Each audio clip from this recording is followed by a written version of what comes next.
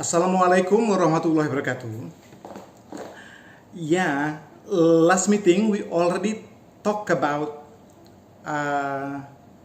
what morphology is, and then we already talked about the concept that a word can consist of a root only, like book, okay, like in Indonesian language bawa. So the bawa and bawa in Indonesian and book in English, each of them is an example of a word consisting of a root. Okay. Meanwhile, books in English, membawa in Indonesian is a word that consists of one root plus another element. Okay.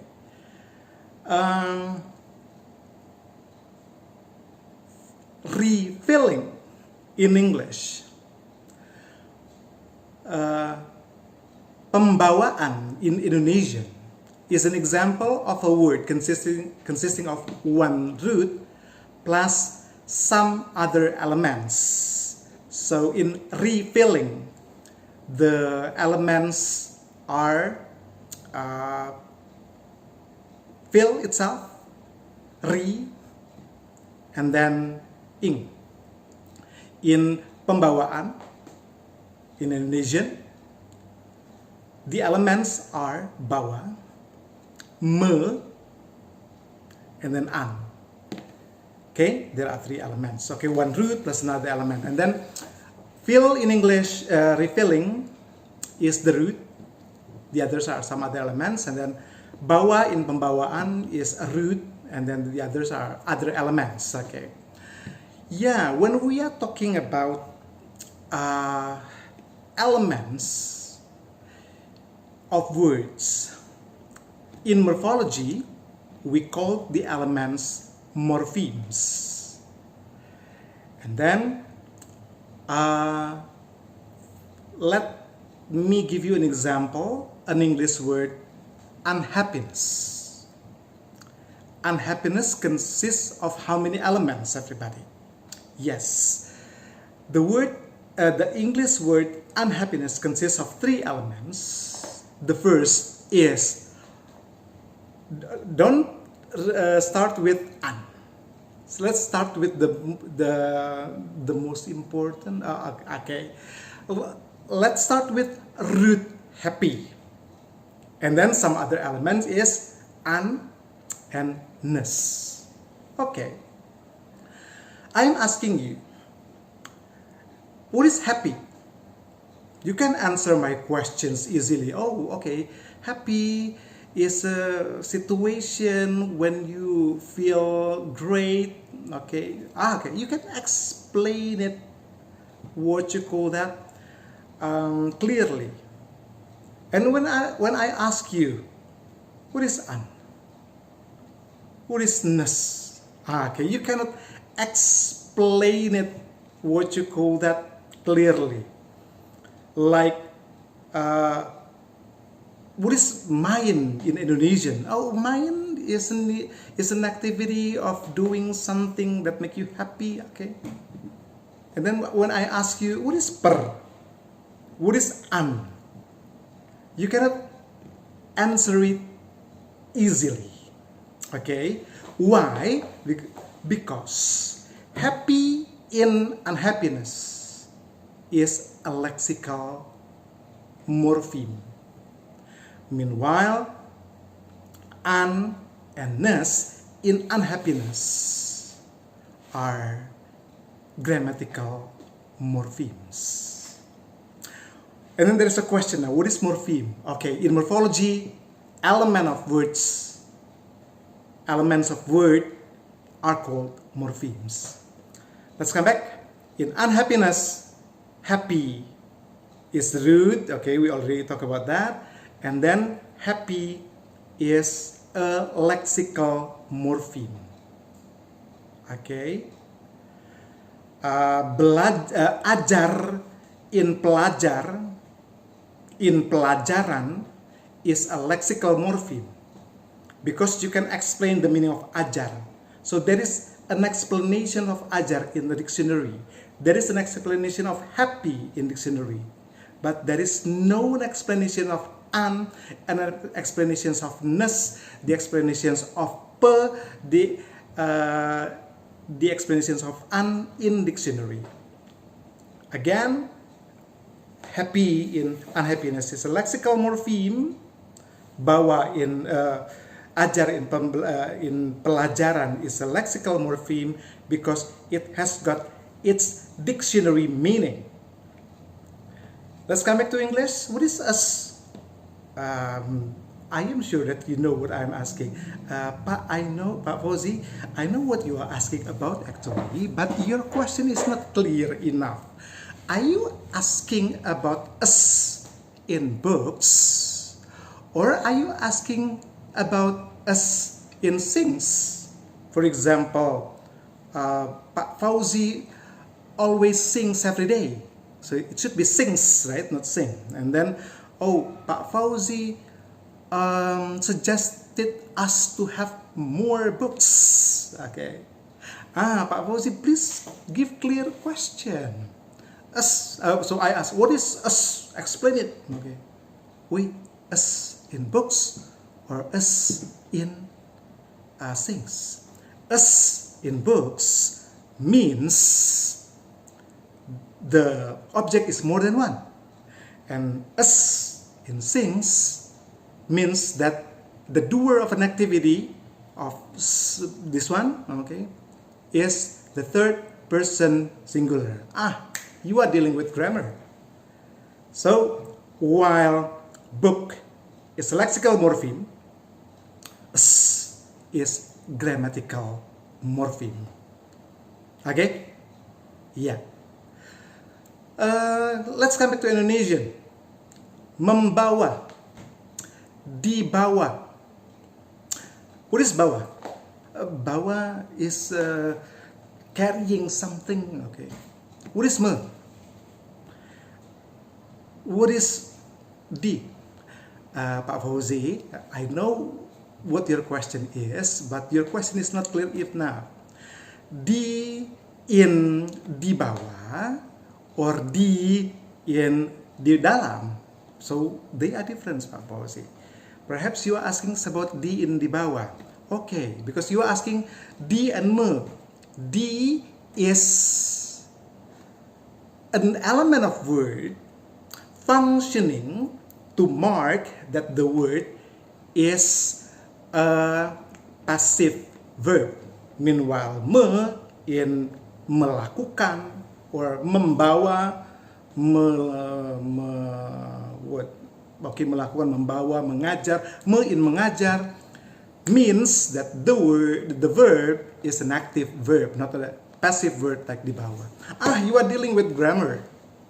Okay, Indonesian grammar, of course. That's why in di bawah, bawa is lexical morpheme, and di in di bawah is a grammatical morpheme. Okay, everybody.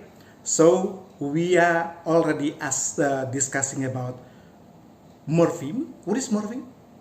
Element of words. It turns out in unhappiness there are three elements, but remember, happy is a lexical morpheme because it has got its dictionary meaning. Ness are also morphemes, but they are not lexical morphemes, but they are grammatical morphemes. Okay? Yeah. And then you already got an idea. Oh, Pa, I understand now. So it means that what you call that lexical morpheme is always root. Yes, but they are overlapping. But you have to understand the concept of root, and then you have to understand the concept of lexical morpheme, because when we are talking about the following concepts, so you will see the overlapping ones. Okay, let's come back to unhappiness. What is happy? Can happy, for example, book, for example, book, okay? Can book stand alone as a word? Do you understand book when I say book? Yes. Do you understand when I say bawa? You understand that, right? So if you understand that, when it is pronounced, when it is written, what you call that, discreetly, when it can stand alone, it is called free morpheme. Do you understand when I say ing? Wait, Pak, is it in singing or is it in cooking? Okay. So ing is an element of word, but it cannot stand alone. It should be attached. It should occur together with root. Okay, bawa. Okay, so you understand what I mean. So I asked you to bring that, but when I say kan, what do you mean, Fauzi? Bawakan. Oh, bawakan. So kan here is a marker of imperative verb, right? You're dealing with grammar, so it is grammatical morpheme. We discussed it just now. But in this concept, we are not talking kan as a grammatical, what you call that, element, but a grammatical morpheme. It is a bound morpheme because it cannot stand alone. Let's come back to unhappiness again. In unhappiness, happy is a lexical morpheme because it has got its dictionary meaning, and then un and ness are grammatical morphemes because they have got what you call that, their grammatical function or meaning. And then when we are talking about free morpheme versus bound morpheme, happy is a bound morpheme, okay, and then what you call that, an and ness are free morphemes. Why? Because they cannot stand alone as a word. It should be attached to an element which is called root. I got the point now, Pak Fauzi. So a root is a bound, is a free morpheme. Not always. Okay. In the word pelecehan, leceh, which one is the root? Leceh. Okay, like in pembukuan, not pembukuan, membawakan. Which one is the root? The root is bawa. Me is grammatical morpheme or bound morpheme, and then what you call that, bawa is a root, and it is also a lexical morpheme. It is also a free morpheme. But in melecehkan, yes, leceh is a root. Leceh is a lexical morpheme. But my question, is leceh a free morpheme? Can leceh stand itself as a word? No. But it is a root. So in morphology, there are some root which are bound root. It is a root, but it cannot stand alone as a word. Not like bawa, not like sing, not like happy. Leceh is a root, is a lexical morpheme, but it's not a free morpheme, but it's a bound root. Root are usually free, but there are some bound root in a certain language. Indonesian is bawa, juang, okay, and then there's some other words. So you can read it in my book. And in English, for example, you know the word receive, conceive, perceive. Sieve has got its lexical meaning. It is a lexical morpheme. It is a root, but it is not a bound morpheme. But it cannot stand as sieve itself. Okay, bound root. Don't forget. Well, everybody, morpheme, lexical morpheme versus grammatical morpheme, free morpheme versus what you call that, bound morpheme. And remember, there are some bound root. Okay, and then when we are talking about bound morpheme, there are some types of bound morphemes. Okay, let's come to Indonesian first. Me in membawa, pe in pelaku, ter in terambil are bound morphemes which occur at the initial positions of a word. Mim in muhajir, ta in tabayun, okay, occur at the initial position of a word. So they are free bound morpheme which occur at the initial positions of a word. So the bound morpheme occurring at the initial positions of a word are called prefix. Meanwhile, an in mainan, kan in ambilkan, okay, ya nun in muhajirin, waw nun in muslimun, ing in book in cooking, s in books, are bound morphemes occurring at the final positions of a word. Okay, final positions of words. They are not called prefix, but they are called suffix. Pak Fauzi, you haven't explained us prefix in English. In unhappy, in refill. Based on the perceptions of Western linguists, they are prefix. But Fauzi Syamsuar do not agree with that. What is what is prefix, everybody? Prefix is bound morpheme. Okay. Prefix is a bound morpheme or a grammatical morpheme. Okay. It hasn't got any dictionary meaning. I'm asking you, what is happy? Condition of blah, blah, blah. What is ing? Wait a minute, Pak. So it is depending on the grammar. What is an? An means no, Pak. What is re? An in habis. An means no. What is re in refilling? Re means again, Pak. You can answer it. So, in my opinion, although Western linguists say that there are prefixes in English, but I think there are no prefix in English. English has got so many suffixes, bound morpheme functioning, which have got grammatical functions occur in final positions of a words, which are called suffix. There are many suffix in English, but no prefix in English.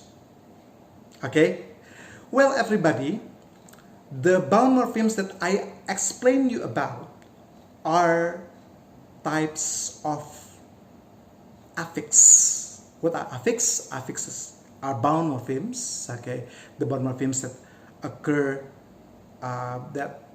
at the initial position of the word is called prefix.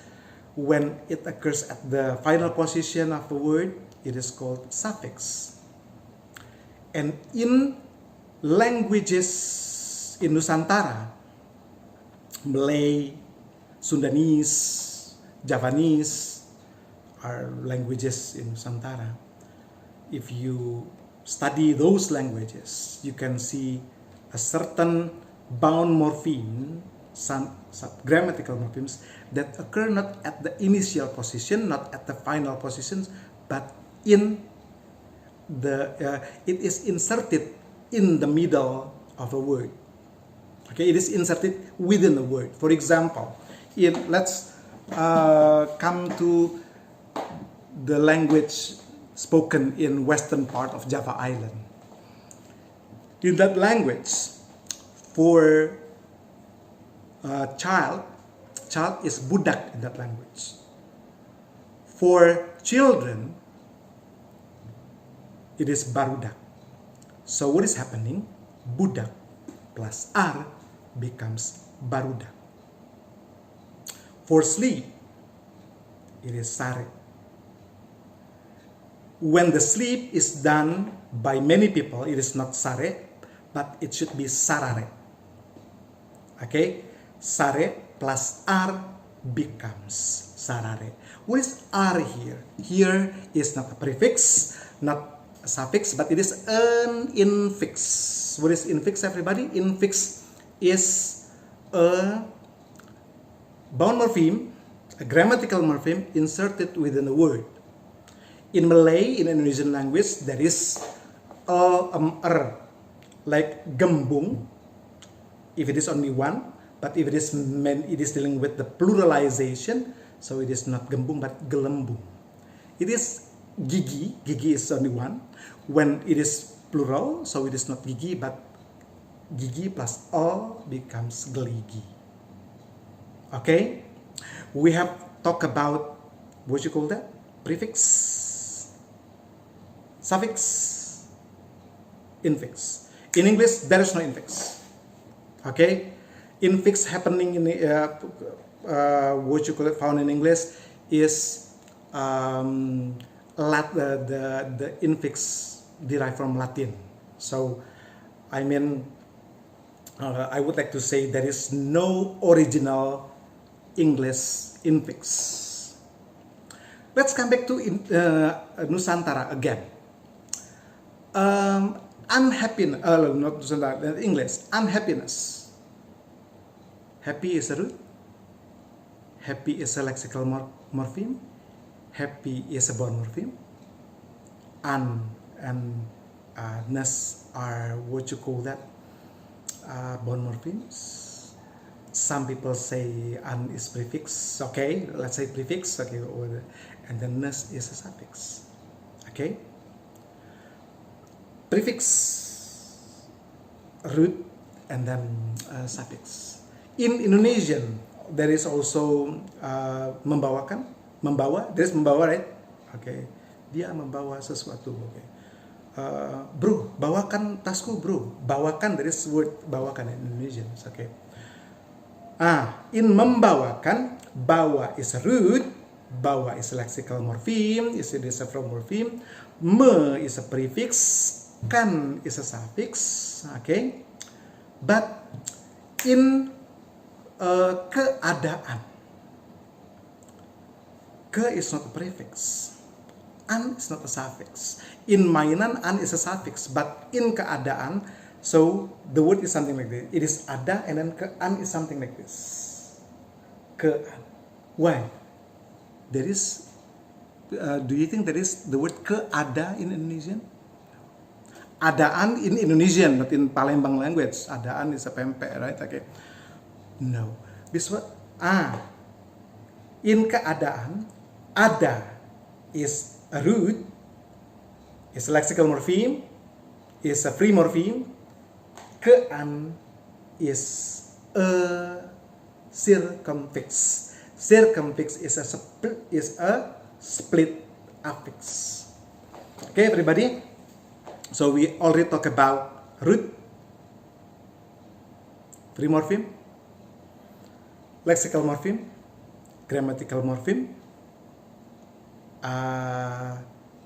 bound morpheme. When we are talking about bound morpheme, there is an important what you call that concept, which is called affix. Affix can be prefix, can be suffix, can be infix, can be circumfix. Okay, and then I will give you another additional productivity. I think it is better for me to explain productivity next meeting, because the video is already almost 25 minutes. Okay. Well, my beloved students, I think that's all for today. I will give you certain assignment dealing with my explanation today.